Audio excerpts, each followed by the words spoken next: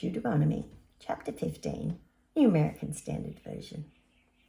At the end of every 7th year, you shall grant a release of debts.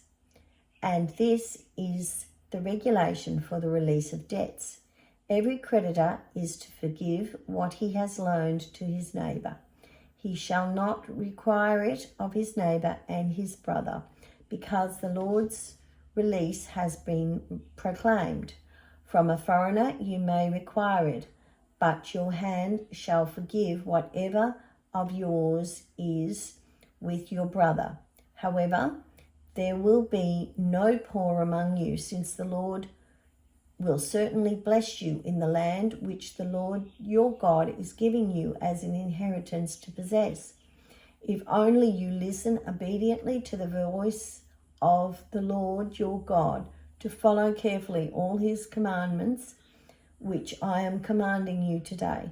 For the Lord your God will have blessed you just as he has promised you, and you will lend to many nations, but you will not borrow, and you will rule over many nations, but they will not rule over you.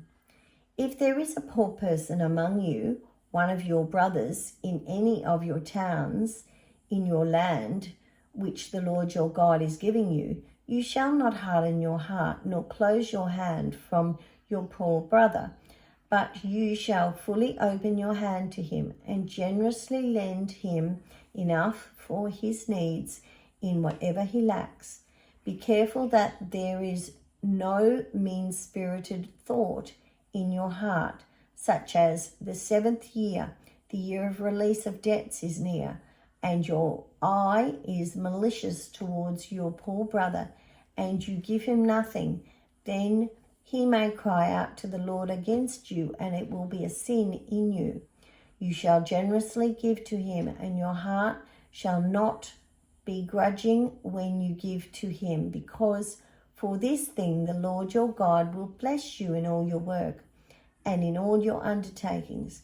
For the poor will not cease to exist in the land. Therefore I am commanding you, saying, you shall fully open your hand to your brother, to your needy and poor in your land. If your fellow countryman, a Hebrew man or woman, is sold to you, then he shall serve you for 6 years, but in the 7th year you shall set him free. And when you set him free, you shall not send him away empty-handed. You shall generously give to him from your flock, your threshing floor, and from your wine vat. You shall give to him as the Lord your God has blessed you. And you are to remember that you were a slave in the land of Egypt, and the Lord your God redeemed you. Therefore I am commanding this of you today. But it shall come about, if he says to you, I will not leave you, because he loves you and your household, and since he is doing well with you, then you shall take an oar and pierce it through his ear into the door, and he shall be your servant permanently. You shall also do the same to your female slave. It shall not seem too difficult for you when you set him free, because he has given you 6 years with double the service of a hired worker. So the Lord your God will bless you in whatever you do. You shall consecrate to the Lord your God all the firstborn males that are born in your herd and in your flock. You shall not work with the firstborn of your herd, nor shear the firstborn of your flock. You and your household shall eat it every year before the Lord your God in the place which the Lord chooses. But if it has an impairment, such as a limp or blindness or any serious impairment, you shall not sacrifice it to the Lord your God. You shall eat it within your gates. The unclean and the clean alike may eat it, as a gazelle or a deer.